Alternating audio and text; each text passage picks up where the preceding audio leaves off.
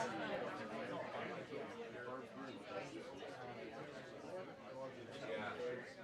the roads in DC, I had to go to a dinner on Friday night, and I don't know how. We're going to go over to some friend's house for dinner. For 2 hours, and there was now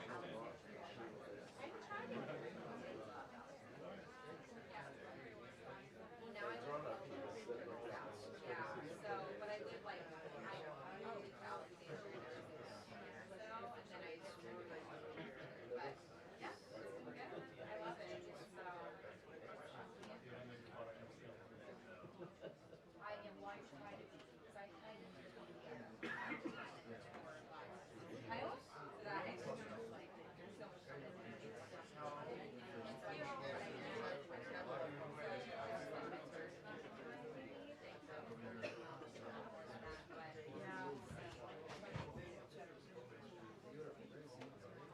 Yes, yeah, we are. So we want to get it started, but so that's kind of why I do that. Oh, cool! That's very impressive. I think so. With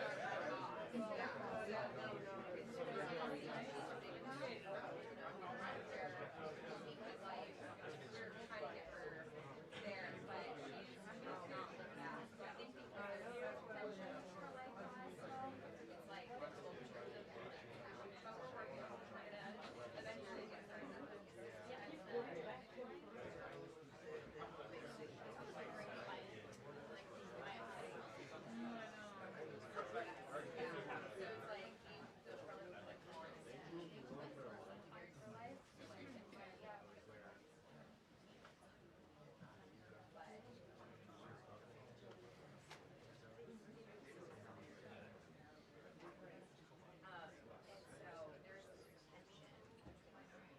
Well, total side note. I just as a side note on the phone. That's a dungeon.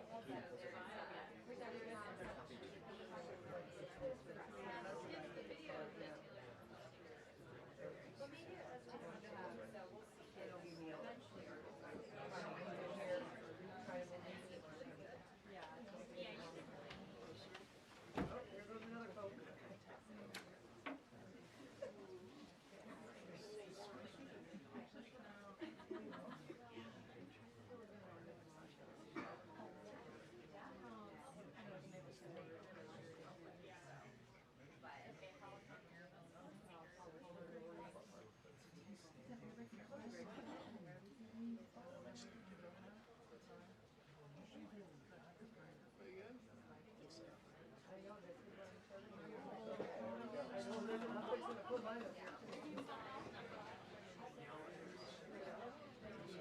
Thank you, sir.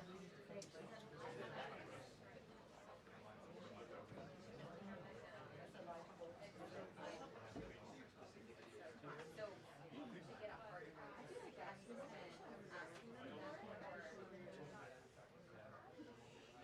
Very bad. It's impossible.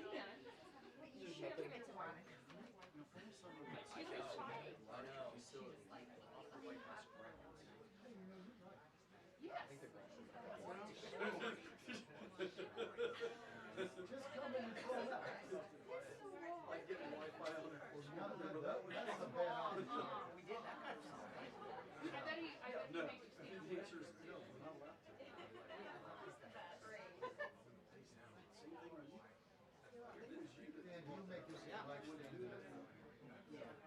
Other people do. I'm gonna go behind and talk to the sales.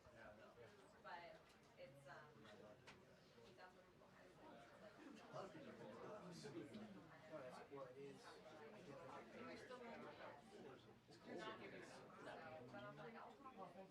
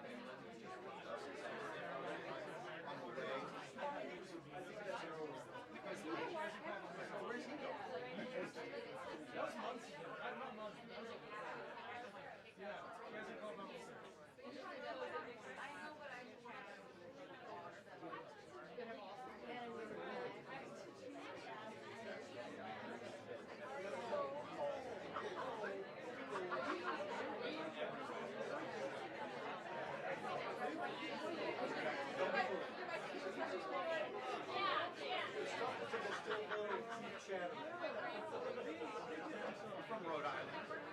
You've been on the water.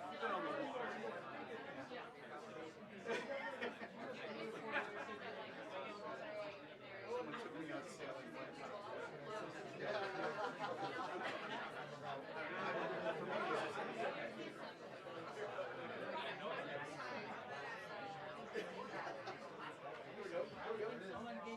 Hello, everybody. Wow, we have a very packed room here today. Thank you all so much for showing up and for joining. I apologize for the delay. The president and I were watching the press conference about the search for Savannah Guthrie's mother, which is just a heartbreaking situation. The president, as you all know, spoke directly with Savannah yesterday and told her that the federal government is here to help. Any requests that are made by state and local officials in the search of Miss Guthrie will absolutely be accommodated. I spoke with the FBI directly about that today as well. And our hearts and our prayers are with Savannah and her entire family as they search for her dear mother. I also have a quick scheduling announcement for all of you. Tonight at 7 p.m. during prime time, President Trump, Dr. Oz, and National Design Studio Director Joe Gebbia will officially unveil Trump RX, a state-of-the-art website for American consumers to purchase low-cost prescription drugs. This historic announcement will save millions of Americans their hard-earned money, so make sure to tune in tonight, and we will see all of you in the news media there. President Trump promised to restore law and order to the United States of America, and newly released data proves he is delivering overwhelmingly on this promise. A study from the Council on Criminal Justice shows that the murder rate across America's largest cities plummeted in 2025 to its lowest level since at least 1900. Again, let me repeat, to put this in perspective, this marks the largest single-year drop in murders in recorded history. This dramatic decline is what happens when a president secures the border, fully mobilizes federal law enforcement to arrest violent criminals, and aggressively deports the worst of the worst illegal aliens from our country. The numbers don't lie. Under President Trump in 2025, the FBI increased violent crime arrests by 100% compared to the prior year. The FBI also conducted more than 67,000 arrests from Inauguration Day 2025 to January 20th, 2026, which is 197% more arrests than the same period previously. The FBI also disrupted 1,800 gangs and criminal enterprises, a 210% increase from the year prior. The FBI has arrested 1,700 child predators and more than 300 human traffickers across the country. Since President Trump took office, 6 of the FBI's top 10 most wanted fugitives have been captured. Right here in our nation's capital, where you all live, so you know it well, whether you choose to report it or not, the president's efforts to make D.C. safe and beautiful have worked. As of last week, D.C. homicides were down 62%, motor vehicle theft down 53%, and 2025 had the fewest violent gun crimes of any year of available data in our nation's capital. For more proof that these tough-on-crime efforts are working, look at the president's Make Memphis Safe Again campaign. As of last week, there have been nearly 5,600 arrests made, and aggravated assaults are down 53%. Sexual assaults are down 53%, and robberies are down 70%. Again, that's just in the city of Memphis.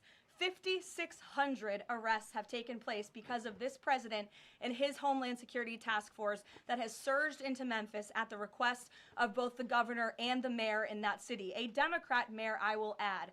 These are the results that can happen when Democrats and Republicans, when the federal government and state and local officials work together. And that's what Trump wants to see to improve public safety across our country. When you have a leader like President Trump who empowers good cops to be cops and to arrest bad criminals, American communities will become safer. Many of the media outlets in this room have expressed shock and confusion at these remarkable statistics. The New York Times declared that, quote, "No one knows for sure what's behind the staggering drop in the murder rate. The reason is very clear. It is President Trump's leadership and his unwavering commitment to law and order. The drop in crime is more proof that all that is required to improve public safety on our streets is a leader with the will to do what is necessary to protect law-abiding American citizens. The terror and chaos that was unleashed under Democrat rule is a choice. It's a choice to put violent criminals ahead of innocent Americans, a choice to force us all to live in fear because of soft-on-crime liberal politicians, prosecutors, and judges who lack the basic willingness to do their jobs and put dangerous people behind bars. On November 5th, 2024, the American people made a resounding choice that they've had enough of that, and that's precisely why they re-elected President Trump. So even as Democrats and the liberal media are engaged in hysteria about this administration arresting and deporting violent, criminal, illegal aliens, the undeniable truth is that deporting these individuals is one of the primary reasons why America's streets are safer today than they were 1 year ago when President Trump assumed office. Former President Biden and the Democrats left our borders wide open, and President Trump and the brave men and women of ICE are removing these dangerous criminals. So here are just a few recent examples. Number 1. A Venezuelan national and active Tren de Aragua gang member with a rap sheet including homicide, assault, child cruelty, domestic violence, and property damage. This is an individual I can assure you not a single one of you in this room would want in your neighborhood, whether you admit it or not. He entered the U.S. in 2022, and he was released into our country by the Biden administration. He is no longer here, thanks to President Trump.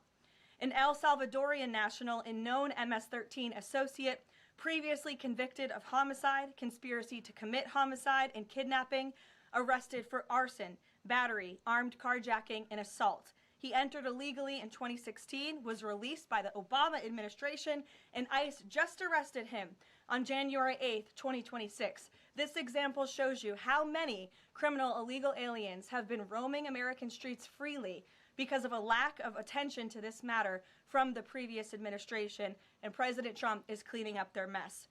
A Cuban national and blood gangs member convicted of multiple homicides and robbery. ICE arrested him on October 27th and removed him on January 6th, 2026. Arresting and deporting these types of illegal criminals is precisely what the American people voted for. And despite desperate recent attempts by Democrats and those in the media to undermine the president's deportation agenda, these efforts are failing. Brand new Harvard-Harris polling shows overwhelming support for President Trump's efforts to protect law-abiding citizens from criminal illegal aliens. Nearly 8 in 10 Americans say criminal illegal aliens should be deported. A solid majority also support deporting all illegal aliens, regardless of additional crimes. And more than 2 in 3 Americans back the Trump administration's common sense requirement that state and local officials cooperate with federal authorities and work to hand over criminal illegal aliens in local jails for swift deportation.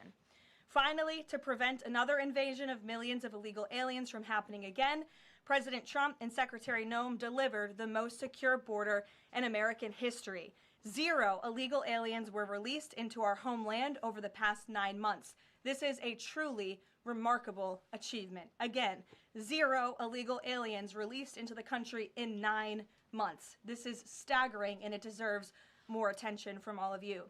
Overall, Customs and Border Protection recorded the lowest total encounters in agency history. Daily encounters have fallen by 95%, averaging just 250 apprehensions at the southern border a day. This is compared to over 5,100 daily apprehensions during the Biden years.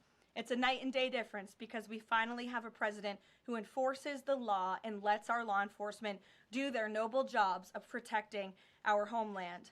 When President Trump campaigned on making America safe again, this is exactly what he meant, and the numbers and the results speak for themselves. With that, I will open it up to questions today. We're going to start with Daniel Baldwin from One America News, who is here religiously covering the White House beat every day, so it's good to see you in a chair instead of standing up. Today, Daniel, thanks for being here, and why don't you kick us off? Thank you, Caroline. It's an honor and a privilege to represent One America News in the new media seat. First question on that DHS funding bill. Funding runs out in the better part of 8 days or so. Democrats, at least verbally, are very dug in.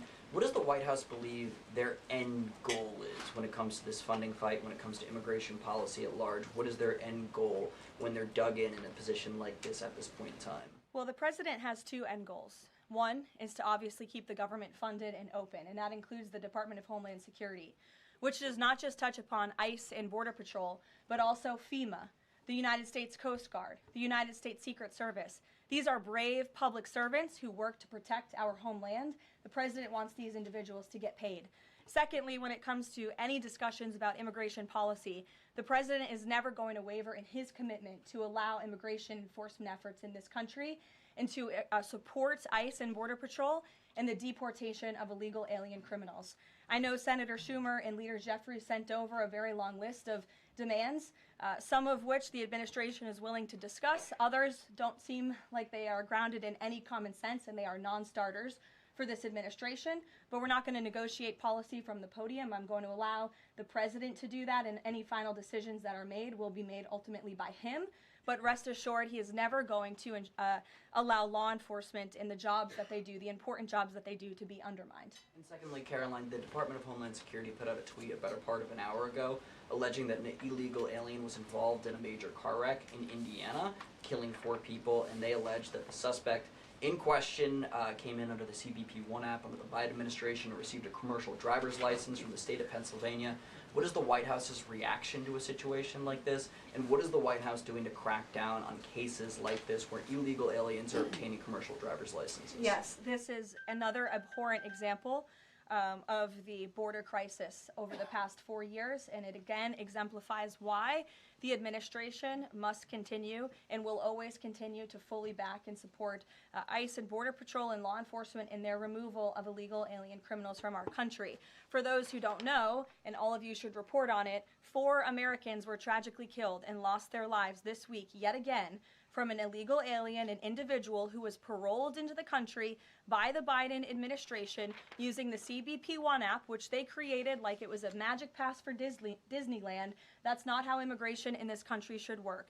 And this illegal alien from Kyrgyzstan was traveling on an Indiana highway, and he failed to brake for a slowed semi-truck in front of him. He swerved into the lane, and he crashed into a van carrying 15 passengers, and 4 people were killed in that crash. This is another tragedy that could have been prevented if not for the wide open borders from the previous administration. That's why we now have a secure border. That's why this administration will continue to deport illegal aliens from our country. Thank you for being here. Garrett. John, thank you for your comments and your prayers for the Guthrie family. I have two questions related to the president's interview with NBC yesterday. Sure. At one point in the interview, the president said that he believes states are accumulating the votes for who wins the election.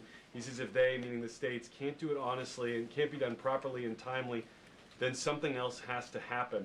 What did he mean by that? Is he suggesting that the federal government count votes in elections? What the president is suggesting, and I just spoke to him about this, is that Republicans and Democrats in Congress should pass the Save America Act. This piece of legislation is going to ensure that states are abiding by federal election law by removing non-citizens from their voter rolls. In addition, the Save America Act will require voter ID to vote, and it will require proof of citizenship to register to vote. These are very common sense policies and proposals that 89% of our country agree with. So that's what the president is talking about. Again, I just spoke with him about this, and he's calling on both Republicans and Democrats to send the Save America Act, to pass it into law and to send it to his desk as quickly as possible. To be clear, the SAVE Act doesn't say anything about who counts votes, which has always been a state, a local, a county function. Why does he keep talking about somebody else, presumably the federal government, counting votes? Because the SAVE Act directs states to remove non-citizens from their voter rolls. And we know in states across the country, the president is right to point this out, in states like California or in places like New York City, non-citizens are allowed to vote in state and local elections. And the federal government should absolutely do away with that. I don't think a single person in this room, if you really are being honest with yourselves, should agree that non-citizens should vote in American elections, no matter where that election is up and down the ticket. And so this is a piece of federal legislation that will help states ensure the integrity and the sanctity of their elections, and that's what the president wants. Peter. Thanks, Caroline. President Trump posted about Nancy Guthrie that he is directing all federal law enforcement to be at the family's and local law enforcement's complete disposal immediately. What should we expect to see from the federal government in coming days in the search to find Nancy Guthrie? It's a very good question, Peter, and it's why I was on the phone with the FBI earlier this morning to ask that. And what they told me is that the FBI, again, is at the disposal of the state and local government. Whatever personnel or assets or resources that the state and local authorities and police need will be granted to them at the direction of the president, the FBI director, and the attorney general. A different law enforcement issue. The FBI just found 1,000 samples inside an illegal biolab in Las Vegas. It is linked to a different biolab that was previously raided. There are ties to China. What does the president think the CCP might be up to here? I haven't spoken to him about this specific investigation from the FBI, but I'm happy to, and I'm sure he's very glad that this is something the FBI discovered, and we'll make sure anyone who is involved in illegal activity will be held accountable. And just one more about this weekend. At the Mar-a-Lago Super Bowl party, after the first two quarters, are the TVs going to be on the halftime show with Bad Bunny or the halftime show with Kid Rock? I think the president would much prefer a Kid Rock performance over Bad Bunny, I must say that. Jennifer. On the nuclear arms pact, we saw the president's post on that. Yes. But can you say, is there a temporary agreement with Russia to stand by the terms of the New START treaty while negotiations are happening? Not to my knowledge. Again, to your point, Jennifer, I just do want to reiterate exactly what the president said. He wrote just moments ago, the United States is the most powerful country in the world. I completely rebuilt its military in my first term, including new and many refurbished nuclear weapons. I also added Space Force and now continue to rebuild our military at levels never seen before. We are even adding battleships, which are 100 times more powerful than the ones that roamed the seas during World War II. The Iowa, Missouri, Alabama, and others. I have stopped nuclear wars from breaking out across the world between Pakistan and India, Iran and Israel, and Russia and Ukraine, rather than extend New START, a badly negotiated deal by the United States, which I will add was renegotiated under former President Barack Obama, aside from everything else, is being grossly violated. The president wants to have our nuclear experts work on a new, improved, and modernized treaty that can last long into the future, and that's what the United States will continue to discuss with the Russians. Peter. Thank you, Caroline. Sure. Did President Trump himself ever ask DNI Gabbard to head down to Fulton County, Georgia? The president was asked and answered that question just yesterday. I've seen a lot of the media in this room get very caught up with the semantics of why Tulsi Gabbard is there. I will tell you why, and the president agrees with this because election security is essential to national security. And as the director of national intelligence, it is a part of Ms. Gabbard's role to make sure that American elections are free of foreign interference and that American elections are safe and secure. And so the ODNI director is working with the FBI on this effort, and the president wholeheartedly supports both Kash Patel and Tulsi Gabbard in ensuring that American elections are safe, are secure, and are free of foreign intervention. Is there any Michael, indication that there's Thank you, foreign Caroline. influence? Federal law enforcement's involvement in the search Well, for Nancy Gunn. excuse me one second. It's the media who has said that there's Russian interference in American elections. You guys have been saying that for many, many years. So the people, in Fulton well, County. the people in this room, considering that you all said for many years that Russia interfered in the 2016 election to help Donald Trump, you should all be very happy that we finally have an administration that is looking into that, and we'll be happy to keep you posted. Michael. Thanks, Caroline. With the FBI's involvement in the search for Nancy Guthrie now, has this search expanded nationwide outside of Arizona? And given Pima County's proximity to Mexico, is this now an international search? Well, Michael, that would be a question for state and local authorities as they continue to oversee the investigation at this time.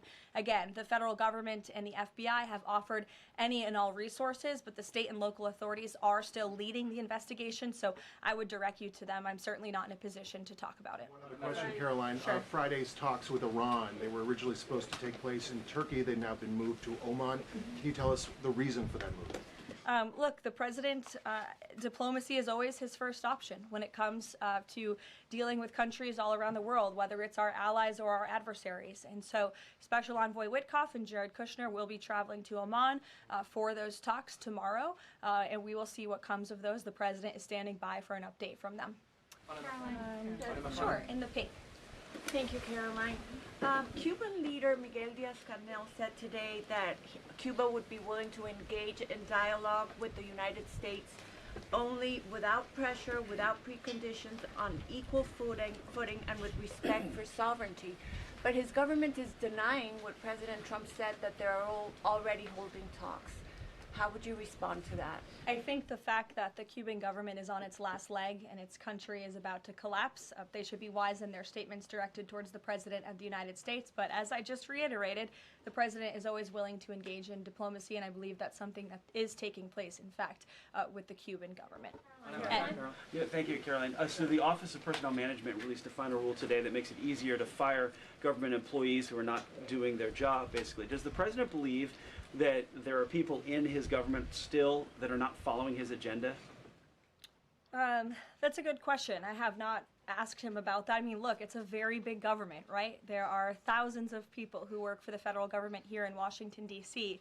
This administration has been very much focused on ensuring that we have an efficient and productive workforce for the American taxpayer. There's not a day that goes by where we don't show up and realize we are public servants working on behalf of the American people, and everybody in the federal government best have that mindset, or they won't be welcome to work for this administration. So I think it's a good thing that the Office of Personnel Management put this rule out. I think if people aren't doing their jobs, if they aren't showing up for work, if they're not working hard on behalf of this president, they're not welcome to work for him at all. The New York City mayor is dealing with a $12 billion budget deficit. If he texted President Trump, would the president bail him out? I'll leave that answer to the president himself, Ed. Kristen, go ahead. One more follow-up on Dina Gabbard. You have said that the president supports the fact that she was there, but last night when he was asked about it, he said he didn't know why she was there. He didn't say that he directed her. Can you clarify on that? Did she go by herself and he learned later and supports it? Well, did you look at the full entirety of his response? I was in the room for that NBC interview, Kristen, and he just said exactly what I told you, which is that election security is essential to national security. We need to ensure that our elections are free and are fair and are free of foreign interference. And he spoke about how Ms.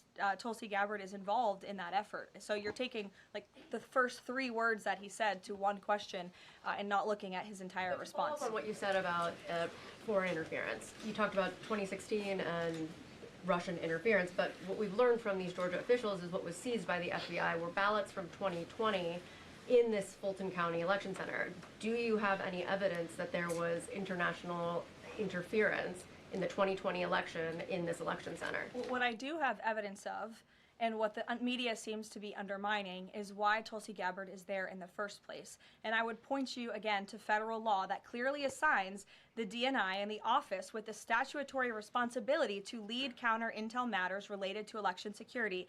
This includes assessing risks to election voting systems, software, voter registration databases, and more, and analyzing foreign interference. And the ODNI is responsible for supporting the White House interagency action to secure our elections through intel analysis and vulnerability assessments. And they should be routinely collaborating with agencies like the DHS, the DOJ, and the FBI. So as for that question, it would be better suited to ask the Director of National Intelligence herself in her office. But what I'm telling you is that it is more than appropriate. In fact, it is Tulsi Gabbard's job to ensure that our elections are safe and secure, and that's exactly what she's been doing on the ground in Georgia. And I don't understand why anyone in this room, considering you're all American citizens, I believe, and like to vote in our nation's elections, should have any problem with that whatsoever. Now, Thank you, Caroline. The president said that the administration should take a softer approach on immigration enforcement. He's also suggested for months that some migrant workers should be spared from these raids based on what they're doing. Is the administration going to continue to conduct large worksite raids as it seeks to target violent criminals? And can you clarify, is the federal government going to continue doing these deportation operations in blue cities where authorities say they don't want them? Well, first, again, to the president's answer yesterday, the full context of his answer was that he'd like to see a softer touch, but we are always going to remain tough. That softer touch the president is referring to is that cooperation that is necessary between state and local authorities and federal government authorities to ensure that we can continue deporting illegal aliens from our communities without tons of agents having to go after one illegal alien. If the states and the local governments just turn over their illegal aliens to ICE at jails, as they should be doing, it requires one agent to deport that one illegal alien who can then go on their way to their home country in a peaceful manner. The escalation that we've seen take place in Minnesota is a direct result of the refusal of state and local officials to cooperate with the federal government and with ICE, which has led to these hostile and dangerous environments. And so we don't want that. Again, the president wants direct cooperation, and that's what he was referring to. As for worksite raids, I don't broadcast any future action that may or may not happen from the Department of Homeland Security. But again, the president's focus and the administration's focus is on targeting illegal alien criminals, especially those who have committed heinous crimes in our country, as evidenced by the few illegal aliens that I just shared with you here today. Will ICE and Border Patrol avoid going to other blue cities where the local officials are saying, we won't work with you, we don't want you here? Well, first of all, those local officials should be wanting to work with ICE. Why would any official, whether you're a Democrat or a Republican, want murderers and predators in your city? It makes zero sense. It's an untenable position. The only reason Democrats are taking that position now is because their entire party platform is just anti-Trump. It makes no sense for the American people. They should be calling this White House, they should be calling Secretary Noem, they should be calling Tom Homan, and they should be saying, we want to work with you to remove the worst of the worst criminals from our city. Please come here. So yes, ICE is going to continue to do their job in cities and communities across the country, but it certainly makes it much easier when we have that level of cooperation and corroboration at the state and local level. In places like Florida, where there has been the arrest of thousands, tens of thousands of illegal alien criminals. None of you talk about that, or none of you hear about that, because these operations are going seamlessly and peacefully. Why? Because there is an intimate cooperation between the state government and the federal government, and that's what the president wants to see in all 50 states. In the whites, yes. Hi, thank you, Caroline. Over the weekend, President Trump said that he was giving a serious look at endorsing in the Texas Republican Senate primary. We know that Minnesota and Georgia also have competitive, crowded primaries. Is he giving those races a serious look as well? Well, I'm not allowed to speak from the podium on any future political endorsements the president may or may not make, but I know that he is watching all of these races across the country quite carefully. I won't get ahead of him on any potential endorsements. John. Thanks a lot, Caroline. Two questions for you about the continuing resolution that the president signed for the Department of Homeland Security. what would be the repercussions for all of the agencies under DHS if no agreement is reached on funding when that deadline approaches next Friday? Well, there will be grave repercussions for all of those agencies, but more importantly, frankly, for the American people who those agencies serve. And that's exactly what the President and the White House want to avoid. Again, we want to keep the government funded. We want the Department of Homeland Security, of course, to be up and operationalized and continuing as necessary to protect our homeland, to secure our border, to ensure the brave men and women of the United States Coast Guard are getting paid, the brave men and women of the United States Secret Service who protect the President, the Vice President, and frankly, all of you in this building every day continue to receive the paychecks that they so well deserve. And so that's why the White House will engage in these talks with Democrats. But again, the President is never going to cave on this administration's core promise to deport illegal aliens from our country. You said, Caroline, in your statement that there are certain proposals that Democrats are putting up that are non-starters. What are some of those non-starters? There are a few, and it's a very good question, but I won't negotiate from the podium. I know the White House will be engaged in direct, serious talks with Democrats on this important matter. Natalie. Thank you. In addition to launching Trump RX tonight, Trump has said that he wants to meet with insurance companies to lower healthcare costs. Do you have any update on when those meetings are? Yes, he does want to meet with insurance companies. That meeting will take place. I don't have an update on when it will be on the schedule, but the purpose of that meeting will be to continue to negotiate with these companies to ensure that more money is going back to the American consumer. And you're all going to see that on full display tonight at 7 o'clock with the formal launch of Trump RX. I'm telling you, this is going to be a very cool and unique event, so everybody really should tune in. Can you clarify what the President said on the Diego Garcia deal? He said he didn't like it, now again he says he's for it. He spoke with Prime Minister Starmer directly. He understands Prime Minister Starmer's position, and he supports it. But as the President reiterated in that statement, of course, the United States reserves the right to protect our assets. We still have a military base, of course, on the island of Diego Garcia. And so the President reiterated to the Prime Minister and to all of you that the United States will never waver, if necessary, in protecting our assets anywhere in the world, but including on Diego Garcia. And he supports the Prime Minister's decision. Elizabeth. Just on that one, Caroline, can I ask you... said that he's now seeking... John, I'll go to you after. The President said he's now seeking $1 billion from Harvard, considerably more than before. What changed here, and how are negotiations going? Well, look, this has been an ongoing negotiation and, frankly, a frustrating negotiation for the President and the administration because we want a deal. And it's very unfortunate that Harvard has dragged its feet in understanding they need to rectify the wrongs and the illegal behavior that took place on their campus over the course of the past several years under the previous administration. And so the President wants a justified deal to correct for that criminal behavior that took place on their campus. He is now demanding $1 billion from Harvard University, and Secretary McMahon will be continuing to lead this negotiation and these talks. John. Caroline, thank you. You mentioned some polling earlier that was very compelling on deportations. Rasmussen came out with a poll today, said 75% of Republicans want all illegals deported. It seems like the conversation has shifted again to focusing only on deporting illegal aliens who are criminals.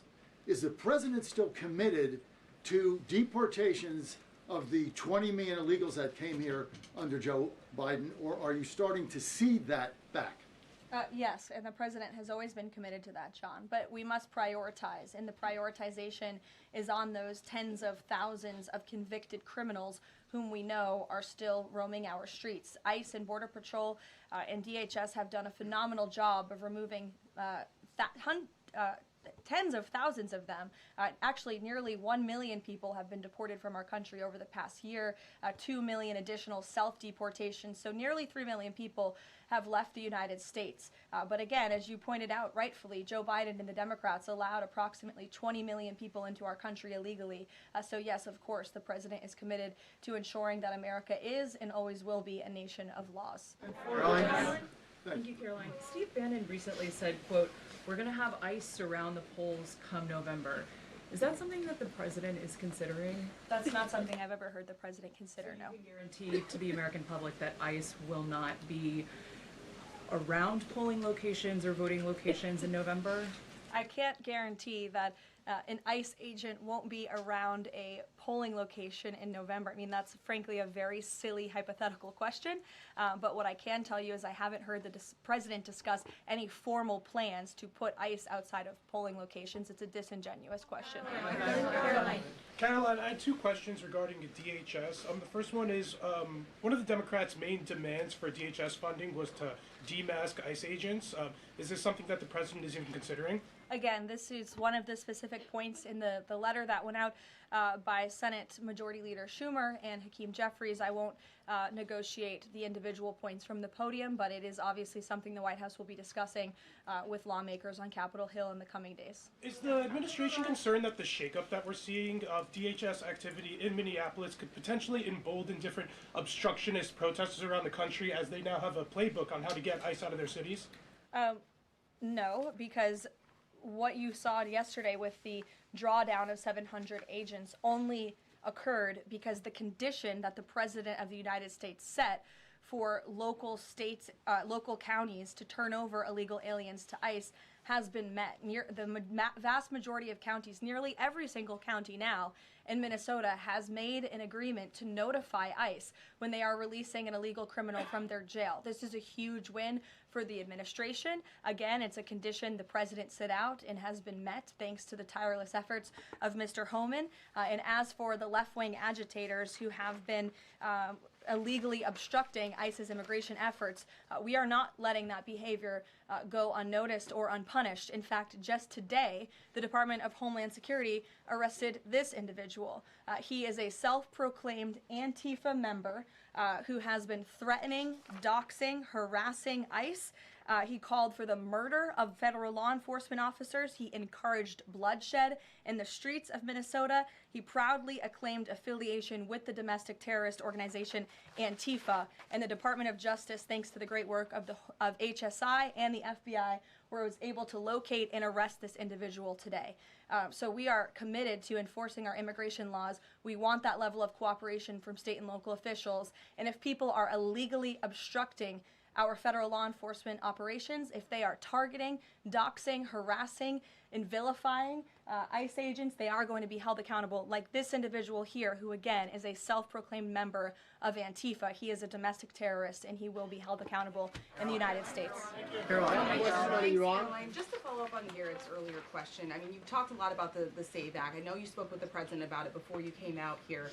The president has gone beyond that, though. He's talking about Republicans taking over elections, states are agents of the federal government. So just to be clear, is the president only calling on Congress to pass the SAVE Act, or does he want Republicans to go further than that before the midterm elections? The president is calling on Republicans, again, and Democrats to pass the SAVE Act. I will reiterate, requirement for voter ID to vote. That should be something that no American should oppose. In fact, we know that the vast majority of Americans support it. Requiring proof of citizenship to register to vote, which is not hard to do. We should be able to do that in this country. If you want to register to vote in the United States of America, you have to be a citizen in the United States of America. And this piece of federal legislation will direct states to remove non-citizens from the voter rolls. I just had a conversation with the president about it. John.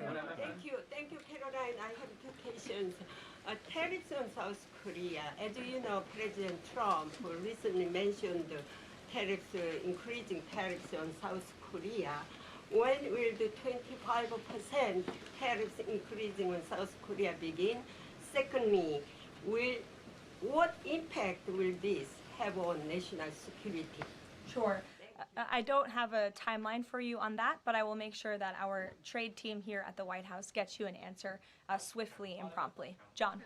Thank you so much, Caroline. Yesterday, President Trump, in the NBC interview, said that it bothers me that somebody is going after Bill Clinton.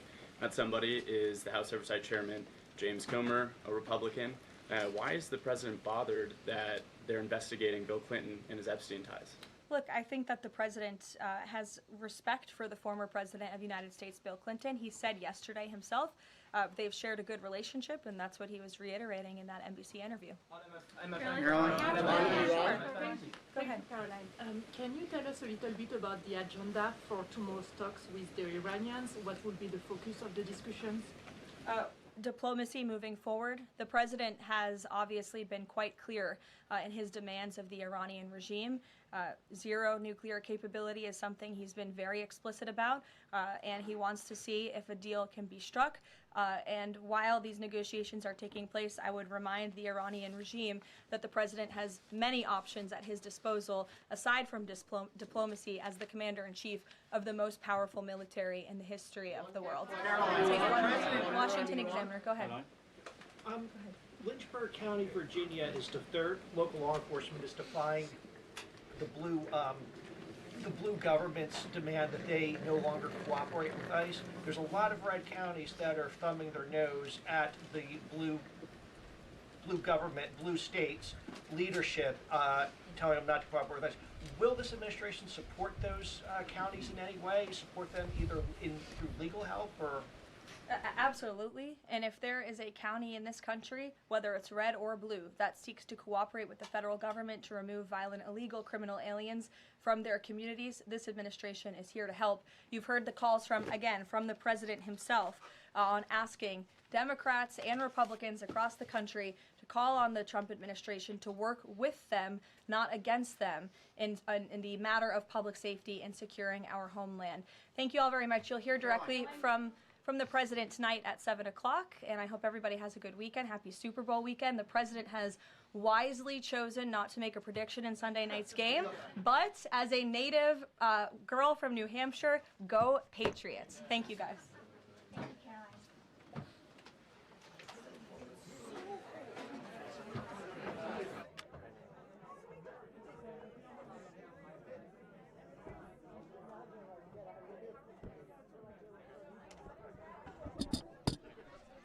Yeah, I got you. Yep.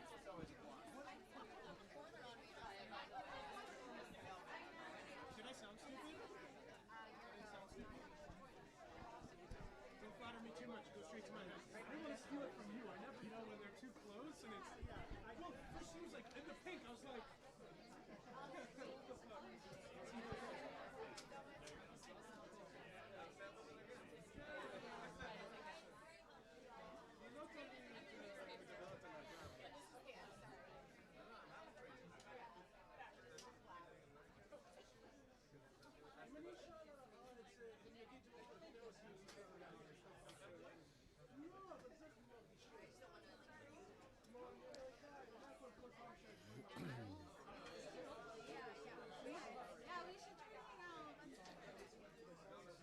Yeah, Hallie, this really goes back to Monday when the president first made these comments on a podcast interview suggesting he wanted to see elections be nationalized, have a greater role for the federal government in a process that is outlined in the Constitution to be state and local controlled.